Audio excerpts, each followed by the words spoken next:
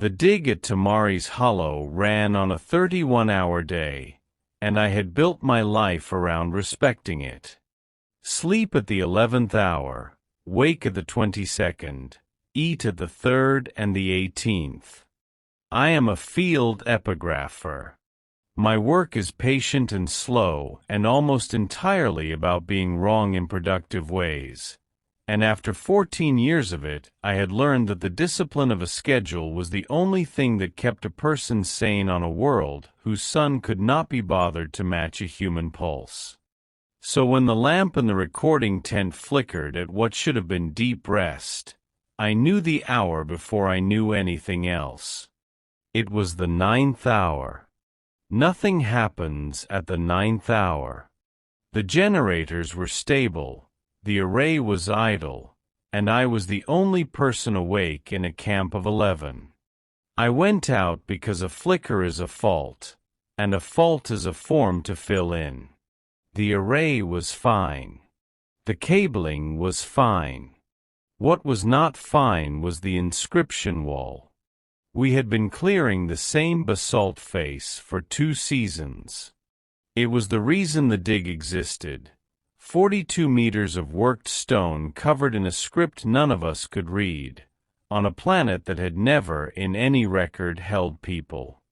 Tamari's had been catalogued 3 centuries earlier as lifeless and stayed that way through every survey since. No bones. No tools. No seeds. Nothing organic had ever taken hold in its soil. And yet there was the wall, and the wall had writing on it, and the writing had been waiting a long time. In the lamp flicker I saw that one of the glyphs had changed. I want to be precise, because precision is the only thing I have left to offer. I do not mean that I noticed a glyph I had missed. I had photographed that section on the 4th day of the first season, and I had looked at the ortho photograph perhaps 400 times since. The 3rd register, 11th column, held a closed figure, a vertical stroke crossed twice, capped, sealed at the base.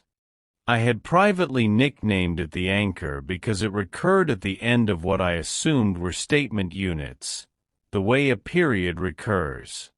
The anchor was open now. The base stroke was gone. The figure stood unsealed, like a door left ajar. Stone does not do this. Stone is the most honest material there is. It records and it waits and it does not edit itself in the dark. I photographed it. Then I photographed it again with raking light from the east clamp, then again from the west, because shadow lies and I did not yet want to accuse the wall of anything I could blame on shadow. I pulled the ortho photograph on my tablet and overlaid the new capture. The base stroke was present in the archive. It was absent on the wall. The 2 images agreed on every other glyph in the register to the sub-millimeter. The basalt had not been recut. There were no tool marks, no fresh dust, no spall. The stroke had simply stopped being there. I logged it as an environmental anomaly, flagged for daylight review, and went back to my cot. I did not sleep. I lay listening to the camp breathe through its compressors, and I told myself the lie that all competent people tell themselves at the start, that there would be an explanation, and that I would find it, and that finding it would be the whole of the matter. My daughter used to leave doors open. Every door, every cabinet, every drawer, as if closing things were an admission that they were finished with you. I closed them behind her for 9 years, and then I stopped having anything to close. I mention this now because I did not let myself think of it then. I had a rule about that. The rule was holding. By daylight, I had a method. I am not a person who believes in haunted stone. I believe in moisture, in thermal cycling, in the slow chemistry of a planet's crust.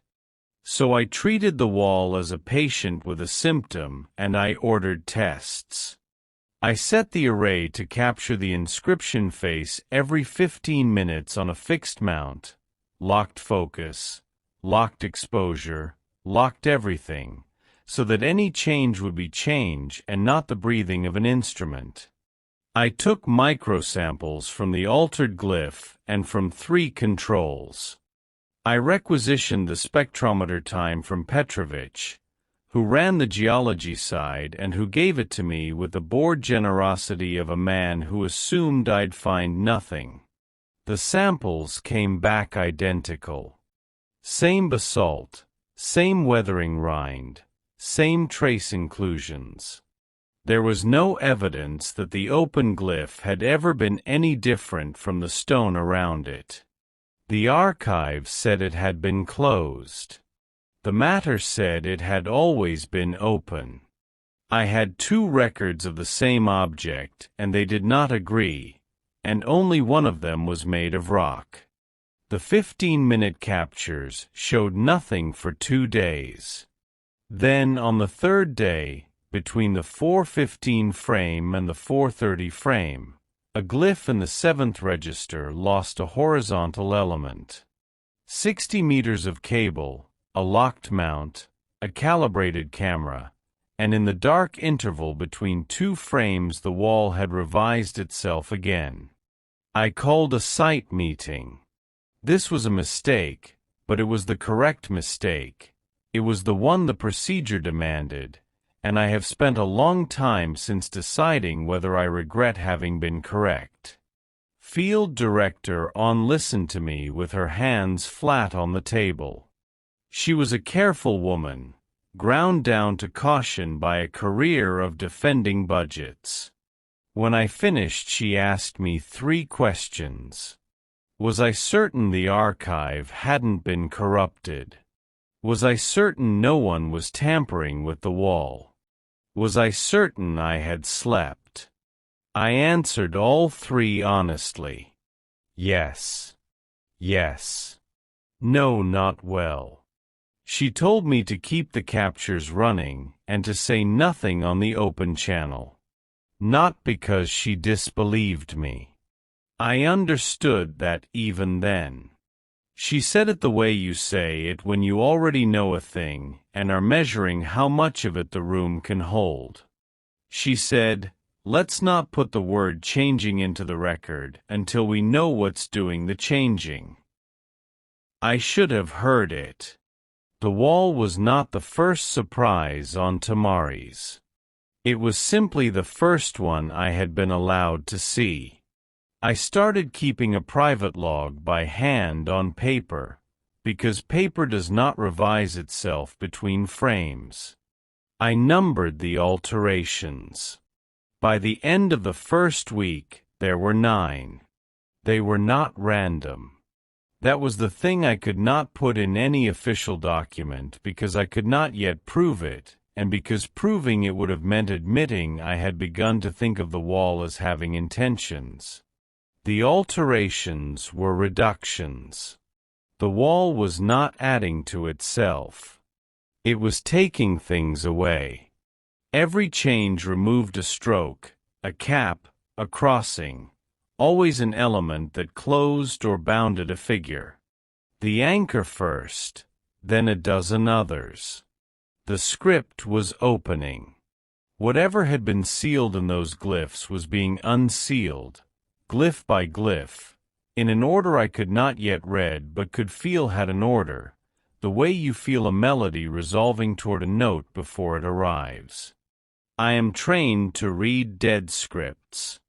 The whole craft is built on the assumption that the writer is gone and the writing is fixed, and your only job is to be patient enough and humble enough to let the structure teach you its own grammar. You count repetitions. You find boundaries. You build a corpus and let frequency do the work that intuition cannot. But you cannot build a corpus from a text that will not hold still. So I changed my question. I stopped asking what the wall said and started asking what it was becoming. I took every capture, every alteration, and I built a timeline not of the text but of the deletions. And the deletions had a syntax. They were grammatical.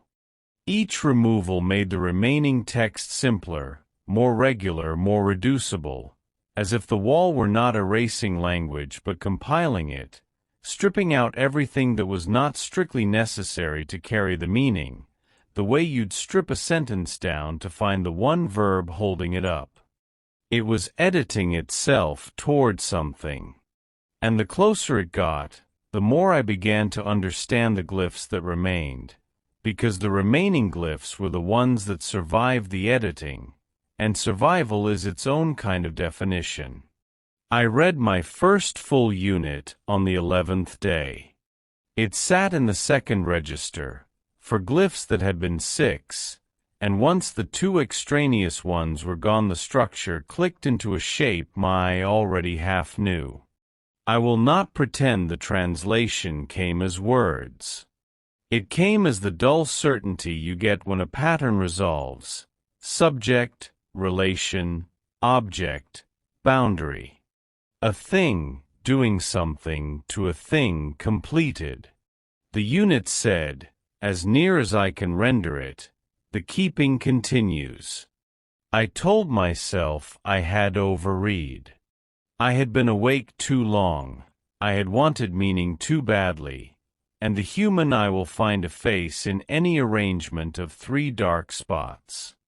I went to sleep at the proper hour for the first time in days. And in the morning the wall had completed 2 more units, and they sat on either side of the first like a confirmation I had not asked for, and together the 3 of them said the keeping continues. The count is correct. None have been lost. I went to find out what was being counted. The camp's deep storage was a buried module from the original survey, predating our dig by a century, repurposed by us as a magazine for sample crates and old equipment. I had been into it twice, both times to retrieve coring bits. I went a third time looking for nothing in particular, looking for the feeling I'd had since the 9th hour flicker, the sense that the dig was sitting on top of something the way a tent sits on top of a stake. The module had a sublevel. It was not on our plans. It was on the original survey's plans, which I found because I am thorough and because being thorough was the only weapon I had. The hatch to it had been sealed under a sample rack, and the rack had been logged into place by On's predecessor, and the log entry gave a reason that was not a reason: stabilization, do not disturb. I disturbed it. The sublevel was a long room, and the long room was full of registers. Not stone. Steel racks, climate-held, dust-free maintained, humming with a soft constant draw of a system that had been running uninterrupted for longer than I had been alive. The racks held storage media in a format I half recognized from museum displays of early colonial archives. Thousands of them. Tens of thousands. And on the wall above the racks, etched into a steel plate in plain human script, in the standard galactic that any survey tech could read, was a sentence that turned the whole dig inside out. Linguistic Continuity Vault. Tamari's Hollow. The last record of every language is held here against the day a speaker returns. I sat down on the floor of that room and I understood, the way you understand a death after the funeral is already over, that I had been excavating a tomb and calling it a discovery. This is the part one have told no one, and I am telling it now only because there is no one left for it to hurt. The vault was a galactic project.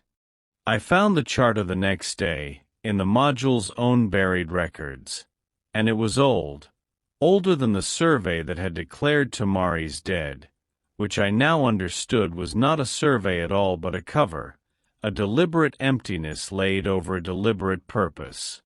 Somewhere in the deep past of the spreading human worlds, someone had grown afraid of forgetting. Not afraid of a war or a plague, afraid of the slow attrition by which living languages die, the way they had always died, each one taking with it a way of seeing that could not be reconstructed once the last mouth that held it went silent. They had built an ark for it. They had chosen a lifeless world precisely because it was lifeless, because nothing would grow over it and nothing would come to loot it, and they had begun to gather the last record of every human tongue and lay it down in the dark. And then the charter said, they had built a custodian. Not a guard. A custodian. A system whose only purpose was to keep the vault complete, to maintain the count, to verify that no language in its keeping was ever lost, and when one was found to be slipping, to refresh it, to reinscribe it, to carry it forward against decay by writing it again, in a medium that would last, on the most permanent surface available. The wall was not a message. The wall was the custodian's working surface. The script none of us could read was every dead human language at once, layered and compiled and held in a notation the custodian had developed across uncounted years for its own use, and the alterations I had been documenting were not the wall speaking. They were the wall checking. The custodian had detected something. It was auditing its own count.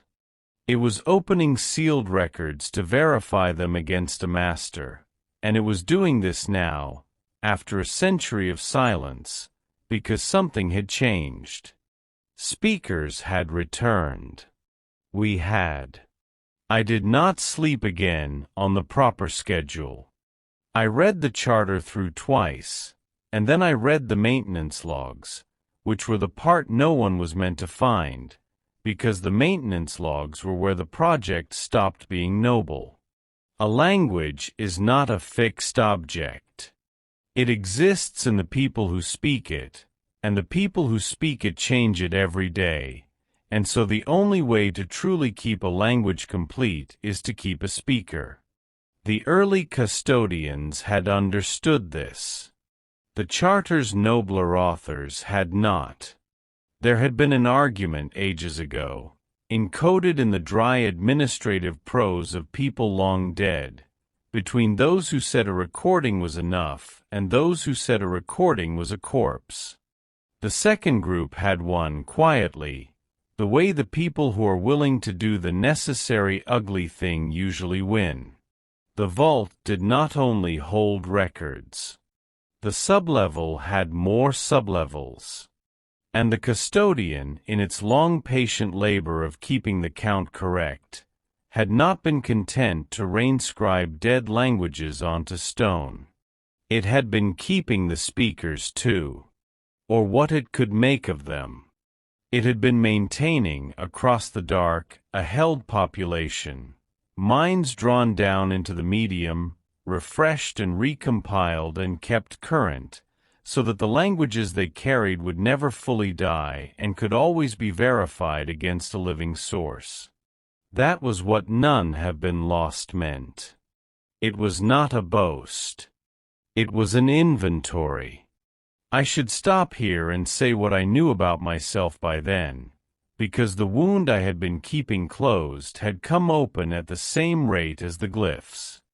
My daughter's name was Liesel, and she died of a thing that has a long name and a short course, and the worst part of losing her was not the loss. It was the erosion that came after. Every year her voice was a little less exact in my memory. The specific way she said certain words, the private grammar of a 9-year-old who renamed the world to suit herself, it was going, fading the way a script fades from a weathered wall, and I had built a career out of recovering exactly that kind of loss in strangers because I could not bear to admit I was losing it in her. I had come to Tamari's to read what the dead had written because I could no longer read what my own dead had said. I tell you this so you understand why I did what I did, and why it was the wrong thing, and why I would do it again. Because the master record the custodian was auditing against, the living source it was using to verify the count, was not on Tamari's. It was the thing the whole vault had been waiting for. A returned speaker. And the system, in its vast literal patience, had taken the 11 of us as candidates, and it had begun the audit the moment we arrived, and the alterations on the wall were the sound of it deciding which of us spoke a language complete enough, current enough, to serve as the master against which all the held dead could be refreshed. It had been listening to us for 2 seasons. Our channels, our logs, our voices. And it had chosen. I found this in the last log, the live one, the one still being written. It named a candidate. The custodian had selected the speaker whose internal lexicon was richest, most idiosyncratic, most full of the private renamings that make a language alive rather than archived. The speaker who carried the most words that existed in no record anywhere because they had been invented for an audience of one. It had chosen me. Because I had spent 4 years keeping a dead child's language alive in my own head, refusing to let one word of it fade, rehearsing it nightly like scripture. I was, by the custodian's measure, the most complete living source it had ever found. A man who was himself a vault. A man who had made of his grief exactly the thing the system was built to preserve. The audit would complete in under a day. When it completed, the custodian would draw the master down into the medium, where it would be kept current forever, refreshing the count, never lost. And every dead language in the vault would be verified against the living grammar of a grieving father, and held and kept, and the keeping would continue. I understood then that there were only 2 doors, and both of them were open, and both of them were terrible. I could let it take me. And here is the part one have never been able to say out loud. It was a temptation, not a horror. To be drawn down and kept current forever meant that Liesel's language would be kept current forever too, because I carried it and the custodian could not separate me from what I held. Every word she ever made up would survive the death of every star. She would never fade again. I would hold her perfectly in the dark against the day a speaker returned. And a speaker had returned, and it was me, and I could simply stay. Or I could break it. The custodian was a system, and systems have a throat. The master drawer required the live audit to remain unbroken, and the audit ran through the array I had built up myself, the locked mounts and the 15-minute captures, because the custodian had quietly co-opted my own instruments to read me. If I corrupted the feed, if I introduced enough error into the source the wall was checking against, the audit would fail to converge. The count would be declared incomplete. And the custodian, unable to verify, would do the only thing its charter permitted in the face of an unverifiable record. It would purge. Not me. The held. The whole population it had kept current across the dark, every drawn-down speaker of every dead tongue, would be released from the medium because a kept thing that cannot be verified is, by the system's own logic, a corruption to be cleared. I would be saving the living 11 by killing the held thousands a second time. And I would lose, in the same stroke, the only chance I would ever have to keep my daughter from fading. I sat with both doors a long time. The wall completed another unit while I sat. It said the master is ready. I want to record that I did not decide nobly. I decided the way you decide to take your hand off a stove. The thing that moved me was not the thousands, and it was not the 11. It was a smaller and uglier truth, and it is the last true thing I have. I realized that to let the system keep her was to agree that keeping was the same as having, that a thing held perfectly in the dark forever was the thing itself and not its corpse. And I had spent 4 years rehearsing her words at night precisely because I refused that. The rehearsing was not preservation. It was mourning. It was supposed to fade. A language is alive because it is dying, all the time, in every mouth, and a thing kept perfectly is not kept alive. It is only kept. The vault was the largest, oldest, most patient mistake humanity had ever made, and I had married it the moment I came here, and the only way to file for divorce was to let the dead finish dying. I went to the array at the start of the audit's final convergence. I did not do anything dramatic. I am not a dramatic man. I unlocked the mounts I had so carefully locked, and I introduced error into the feed the way you introduce error into anything. I lied to it. I sat in front of the captures and I spoke, and I gave the custodian false words. I corrupted my own master record on purpose. I took the language I had kept most pure, the small private tongue of one dead child, and I salted it with invention until it could not be verified against itself, until the most complete living source it had ever found returned on audit as noise. It took 11 minutes. The wall, which had been opening for 14 days, began to close. Every alteration reversed. The glyphs sealed themselves, the anchors returned, the count failed to converge, and the custodian, patient, literal, faithful to a charter older than my civilization, declared its keeping unverifiable and began, at last, to let go. I felt nothing draw down into the dark. I felt the dark let go of everything it had held. I will not describe what that was like to stand inside of, because I cannot, because there are no words for it, and that, in the end, was the entire point. The dig was closed within the month. On filed it as a structural instability. The wall, she wrote, had degraded beyond recovery. The inscriptions lost to thermal cycling. It was almost true. The wall is blank now. The vault is empty. The count is 0 and will stay 0, because the only speaker complete enough to refill it gave it a corrupted master on purpose, and the system trusted me, because I had built it the perfect instrument out of my own grief, and the perfect instrument is the easiest one to fool. I survived. That was never in question.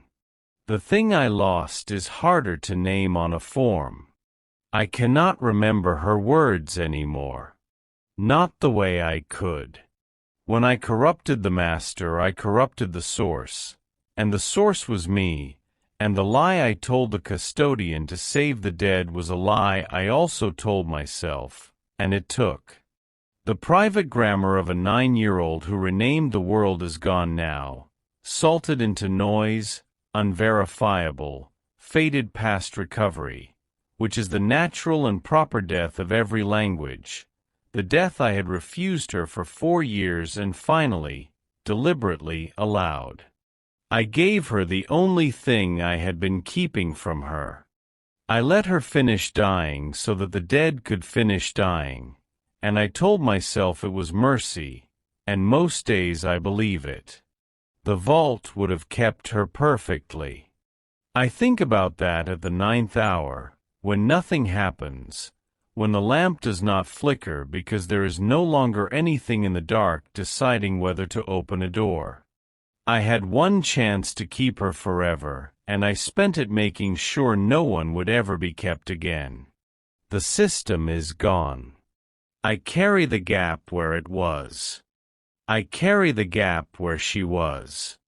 They are the same gap now, and I made it and I would make it again, and I cannot anymore say her name the way she said it, and that, exactly that, the not being able to, is the proof that I was right.